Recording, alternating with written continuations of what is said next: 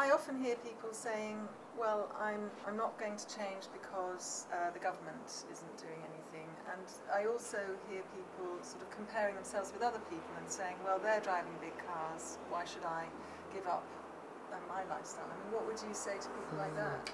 There's a really useful personal power principle, and I talk about this in my book, Find Your Power. It's from moving your thinking from they should to I will.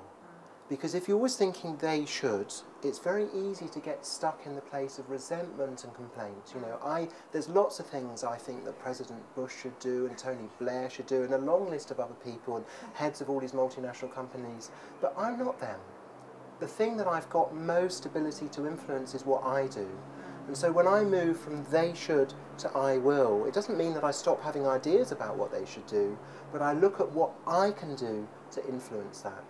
And one of the big things I can do is actually look at my own dependence on oil. And it's like saying, well, I've got choices in my life about the kind of lifestyle I lead. And sometimes there's very simple choices like, I don't have to be horribly cold all the time, but I could choose to put a jersey on rather than up the heating.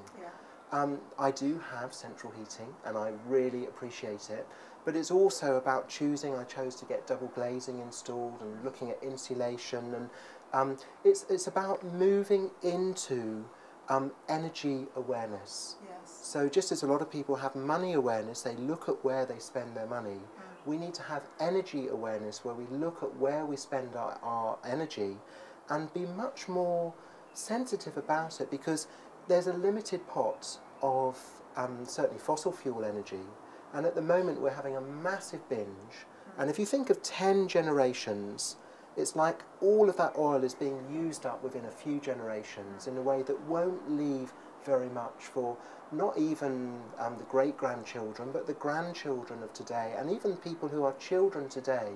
What they're going to be moving into is an oil-depleted adulthood, because we've been binging out and using it up. And so it's like saying, well, actually, we've used up about half the world's oil now, and we've used it with reckless abandon, and okay, there's a book, The Party's Over, and I think it is a bit like that, but it's not that we can't stop in having a really good quality of life, but it's actually getting clearer about what do we need to have a really good quality of life. And it's not masses of oil.